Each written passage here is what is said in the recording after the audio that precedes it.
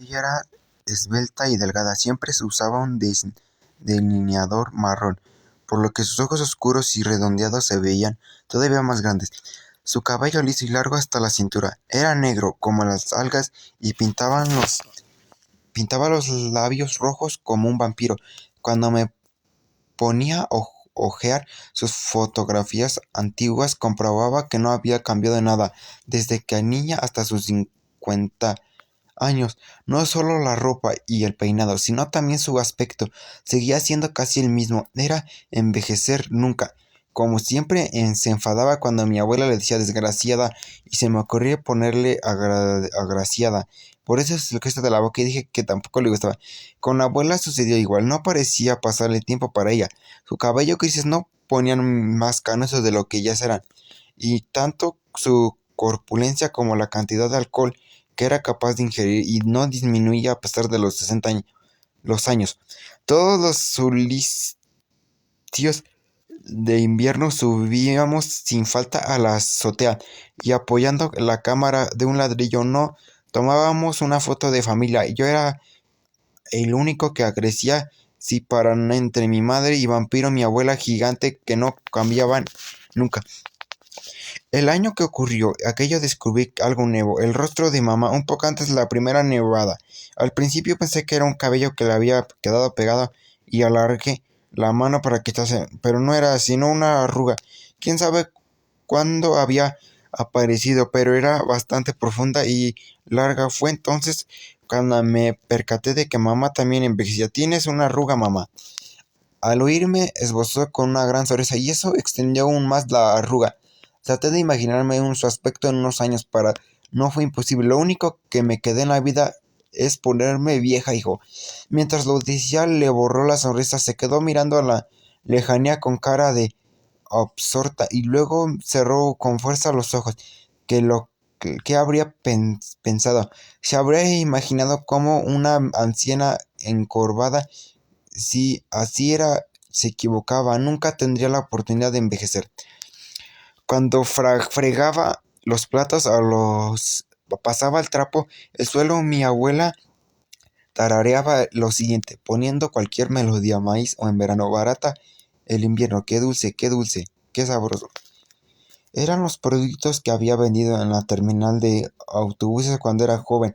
Sentada en un costado de la entrada, les ofrecía a los transeúntes que pasaban por el lugar. Lo único lujo que se daba entonces consistía en deambular por el interior de la larguísima terminal cuando acababa su jornada. En especial se quedaba embelesada con el aspecto que tomaba el lugar de los días, nacimiento, Buda y Navidad. A finales de la primavera o principios de verano, hileras de faroles de papel redondos como flores de loto colgaban en el techo hasta fuera de la entrada y el invierno. Todo relucía como los vistosos adornos navideños, aunque era su lugar de trabajo. Era espectáculo, representaba todo lo que anhelaba. Su mayor deseo entonces era llegar a pesar algún día de uno de esos faroles, uno de esos árboles de plástico. Cuando por fin logró abrir una tienda de tenepies, Teokbokki, con el dinero que ganó viendo más maíces hervidos y batatas asadas. Y lo primero que hizo fue comprar un bonito farol, papel y pequeño árbol de Navidad, sin importar que correspondía a la época o no. Los dos objetos adornaban su local todo el año. Después de que la abuela cerrara su tienda de Teukiboki, mamá abrió la librería de segunda mano. Una de las normas variables de adoptaron fue festejar sin falta y por todo lo alto el día del nacimiento de Buda y la Navidad. No hay duda que tanto Buda como Jesús fueron verdaderamente santos. Fíjate, hasta eligieron nacer en épocas diferentes para no estorbarse, pero si tuviera que quedarme con uno solo fecha, yo diría que uno como la Nochebuena. Y me decía la abuela, acariciándome la cabeza. Yo cumplí años en Nochebuena. Todos los años salíamos a comer para festejar la fecha en víspera. Navidad también lo hicimos, fue un especialmente frío. El cielo estaba encantado y humedad filtraba a través de la ropa hasta la piel. Mientras me acomodaba el cuello del abrigo me pregunté si era necesario que saliéramos de fiesta con semejante tiempo. De hecho, no deberíamos haber dejado la casa nunca. El centro estaba repleto de gente. Esa Nochebuena fue diferente de las otras, porque empezaron a caer copos de nieve. Al poco rato de subir al autobús, las calles estaban muy congestionadas y en el radio comentaban que caería una copiosa nevada durante toda la noche. Y así tendríamos la primera Navidad blanca en 10 años. Así, a decir verdad, yo no recordaba que hubiese nevado alguna vez el día de mi cumpleaños. La nieve caía ligera, se fue acumulando de un modo inquietante, como si fuera a tragarse la ciudad entera. El gris de las calles el suavizó el bajo manto blanco. Quizás por eso nadie se quedaba. A pesar de el autobús avanzaba a paso de tortuga, en medio de un gran atasco. Todos miraban a través de la ventanilla, como embalaseados, no paraban de hacer fotos con el móvil. Vayámonos a comer fideos fríos, Naomi Young propuso de pronto mi abuela. Con unos mandú de carne bien humentes, agregó mamá, pasando las lenguas por los labios, y el caldo hirviendo.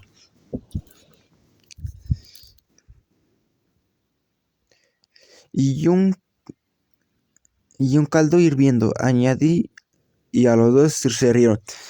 Seguramente había acordado que les pregunté un día por qué la gente no comía Naengmyeon en invierno, e interpretaron que lo dijeron porque tenía ganas de comer ese plato. Después de dormitar y despertar intervalos, nos bajamos por fin en el paseo del arroyo en Cheonggyecheon y nos pusimos a caminar por las orillas del mundo. Se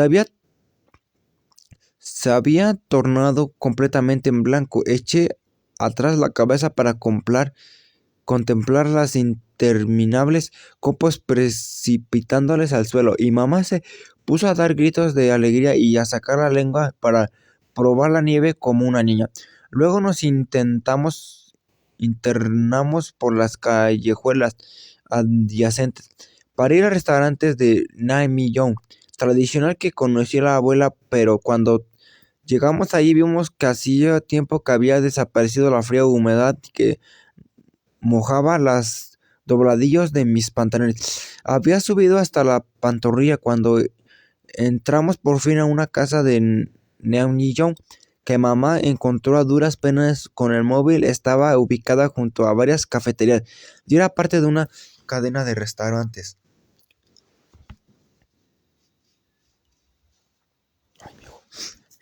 En cartel, escrito con letras bien grandes, anunciaba que los Naengmyeon eran el estilo de Pyongyang. En efecto, los fideos se cortaban el mero contacto con los dientes, pero eso era todo lo caído. Olía a grasa los mandu a mandu y el Naengmyeon. Sabía de bebida carbonatada, era un sabor mediocre, logrado con poco esfuerzo, y cualquiera podía percibirlo, aunque probara por primera vez aquel plato.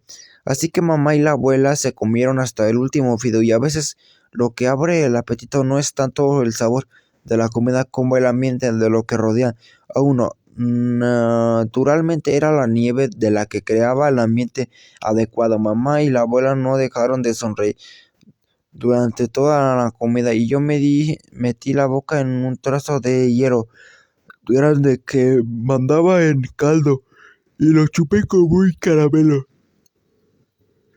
¡Feliz cumpleaños, monstruito!, exclamó la abuela. Gracias por nacer, hijo, añadió mamá acariciándome la mano. Aunque eran frases comunes y corrientes, había días que valía la pena oírlas. Nos levantamos de la mesa sin saber decidir a dónde iríamos. Mientras mamá y la abuela pegaban la cuenta, descubrí un caramelo de ciruela en una canastilla. colocada delante del mostrador. En realidad era solo un embutido que alguien había dejado en las canastillas, vacía. Al ver que yo estiraba la mano para cogerlo, el empleado esbozó una sonrisa y me dijo: ¿qué espera un momento? Quería adentro a buscar más caramelos. Mamá y la abuela salieron del restaurante. La nieve seguía cayendo.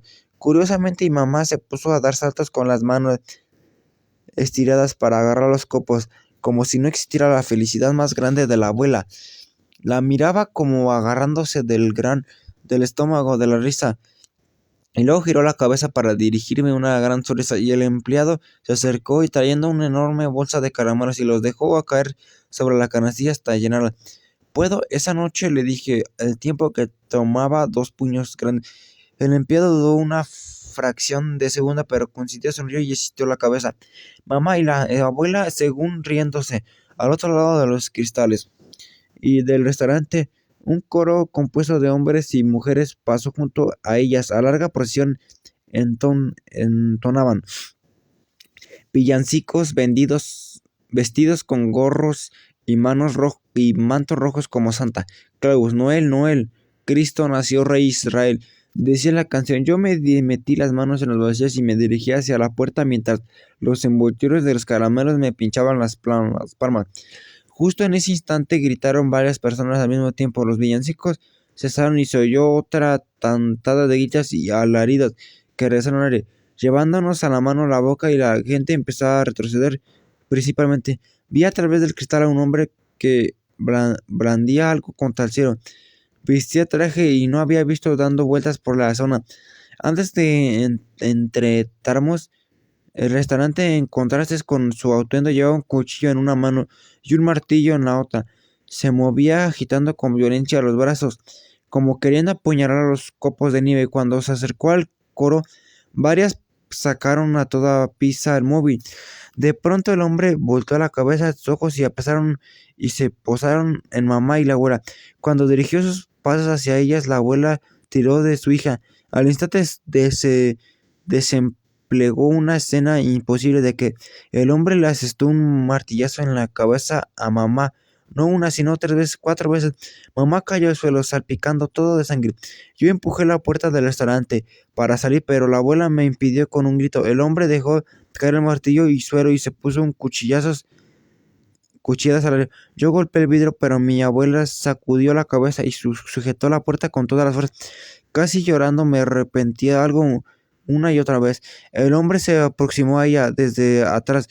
Cuando la abuela se giró y lo vio, lanzó un alarido. Solo una enorme espalda, y me impidió ver lo que pasaba.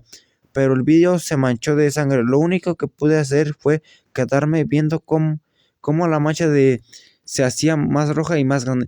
Mientras tanto nadie hizo nada, solo se veía la calle congelada, como un telón de fondo, como si el hombre, mamá y la abuela interpretaron una obra teatral. Todos contemplaban la escena inmóviles, eran los espectadores de la función, y yo era uno más. Ninguno de las víctimas tenía relación alguna con el hombre. Según se supo que había sido un oficinista como cualquier otro, alguien con una vida común y corriente. Había estudiado en la universidad y trabajado durante 14 años en el departamento de ventas de una empresa mediante, pero había perdido su puesto de la noche a la mañana por recorte personal. Se decretaron para sortear el estacionamiento económico. Con la indemnización de despido le dieron, abrió su restaurante de pollo frito, pero solo duró 2 años. Su familia terminó abandonándolo, y todo lo que se quedó fueron deudas. Desde entonces y durante 3 años y medio vivió recluido en su casa, que era semisótano. Nunca salía a la calle, salvo cuando iba a comprar algo en los supermercados o a leer la biblioteca pública. La mayoría de los libros había pedido prestados trataban de artes marciales, técnicas de defensa y manejo de cuchillos. En cambio, los libros que encontraron en su casa eran sobre desarrollo personal y hablaban de cómo triunfar, adoptar una actitud positiva en la vida. Sobre una mesa dejó un papel bien en la vista, decía: con 3 grandes higiénicos. Hoy me llevaré conmigo a cualquier que esté riendo, sea quien sea. Dejó también muchas señales de su odio al mundo. En su diario dejaba entrever varias partes de lo que estaba un instinto asesinada cada vez que veía a alguien riéndose en este.